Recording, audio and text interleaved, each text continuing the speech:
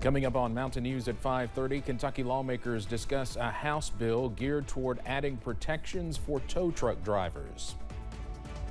Plus, a group of Democrats want to make it easier for voters to make it to the ballot box.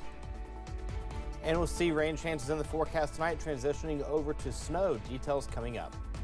Dedicated to southern and eastern Kentucky, this is WYMT Mountain News at 5:30. Good evening, I'm Steve Hensley. Windy conditions have led to forest fire concerns and some power outages today, but now the focus turns to the wintry weather possible overnight.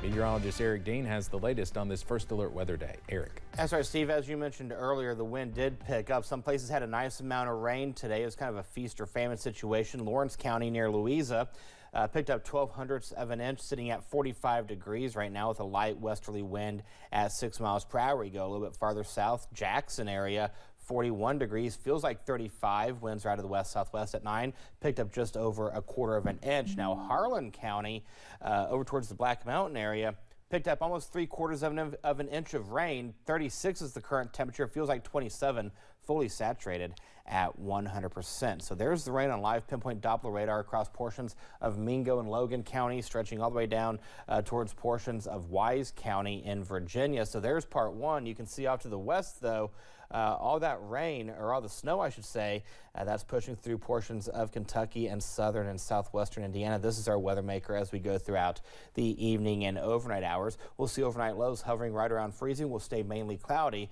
Again, with those snow chances picking up, we'll time everything out with Future View coming up in the first alert forecast in a few minutes. Steve.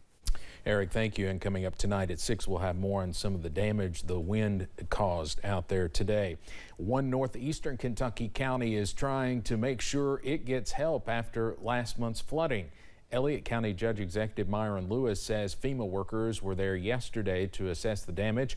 Lewis says the county has already put more than $25,000 into recovery work. More than a dozen eastern Kentucky counties have already been approved for FEMA aid. Lewis hopes Elliott County will join that list soon. One tow truck driver's death has led others in the industry to call for additional safety measures. Troy Caldwell was killed while driving on Interstate 64 in Bath County last year. Fellow tow truck driver Bubba Johnson has helped lead a push for House Bill 115, what they are calling Troy's Law.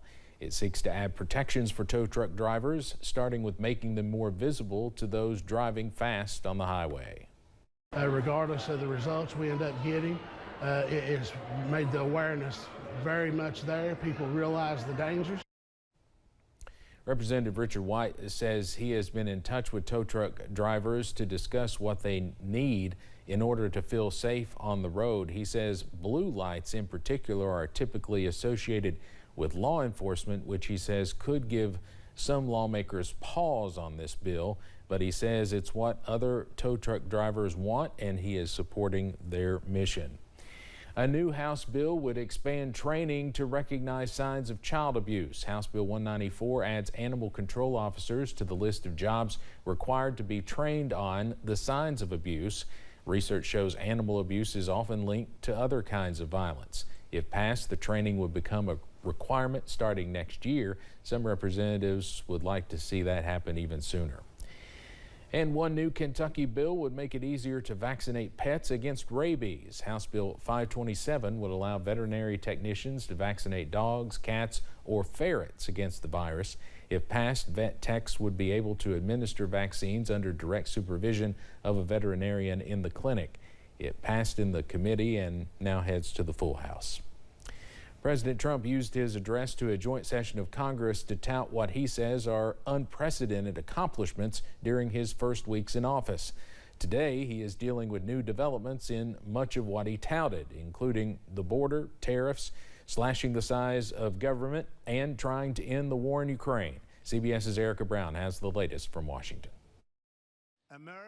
One day after President Trump promised that all drug cartel members in America will be treated like terrorists, every last one will be rounded up and forcibly removed from our country. Vice President J.D. Vance and Trump's national security team toured the southern border. The president said yesterday, I think it's maybe the most important part of his speech, is that We didn't need new laws to secure the border. We needed a new president. Tuesday night, Trump also touted new tariffs against China, Canada, and Mexico. If you don't make your product in America, however, under the Trump administration, you will pay a tariff. But by Wednesday, the president paused those tariffs for cars coming in through the U.S. Mexico-Canada trade agreement. Stellantis, Ford, and General Motors, they requested the call, they made the ask, and the president is happy to do it. It's a 1-month exemption. The president continues to push forward with deep cuts to the federal workforce, promising to remove those who resist the changes. The days of rule by unelected bureaucrats are over. Elon Musk, the unelected head of Trump's efforts to slash the size of the government, met with Republican senators Wednesday. CBS News has obtained a letter outlining plans to cut more than 80,000 VA jobs by the end of the fiscal year. Thousands of veterans across the country have been hurt by the extreme actions of Donald Trump, the Trump administration, Elon Musk, and MAGA Republicans. That's unacceptable. Trump's efforts to cut spending did take a hit Wednesday when the Supreme Court reinstated a lower court order directing the administration to release money for foreign aid programs that it had tried to stop. Erica Brown, CBS News, Capitol Hill. The Trump administration also announced today it is pausing the sharing of intelligence information with Ukraine. Ukraine has used U.S. intelligence to help fight the war against Russia from the very beginning. The administration earlier this week announced it would stop sending weapons to Ukraine.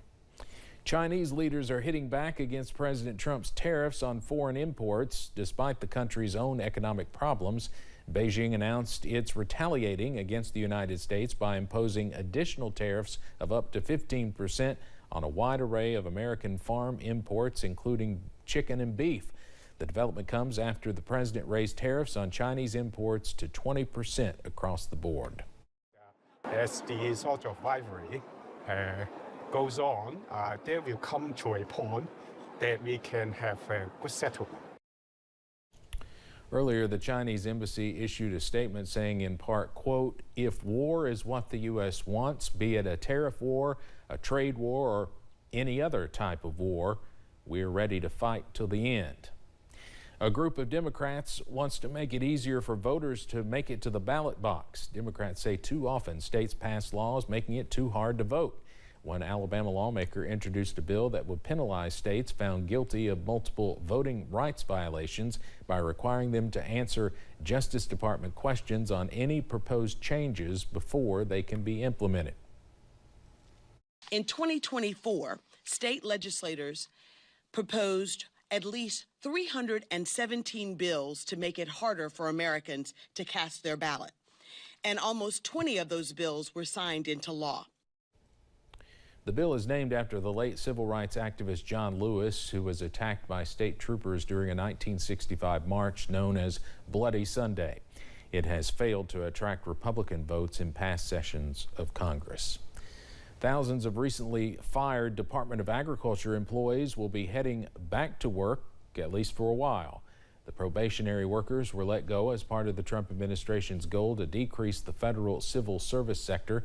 But today, the Merit Systems Protection Board issued an order that will reinstate the staffers. As a result of the order, the employees are able to return to work immediately for at least a month and a half.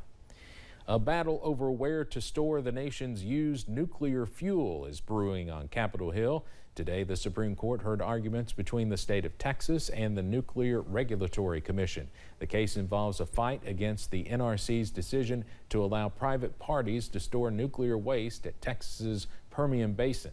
The justices are questioning whether Texas and the private plaintiffs may seek intervention from federal courts. Ash Wednesday services happened around the world as the Pope remained in the hospital. The 88-year-old pontiff is still battling double pneumonia. The Vatican said he is in stable condition after episodes of acute respiratory failure earlier in the week. They say Pope Francis is alert and cooperative and has been getting high-flow oxygen therapy. A cardinal performed Ash Wednesday services in Vatican City today in place of the Pope. Coming up on Mountain News at 5:30, an insurance expert explains how you can navigate the appeals process when it comes to having your dental insurance denied. And a little bit of everything over the next 7 days. We'll talk about that coming up in a few minutes.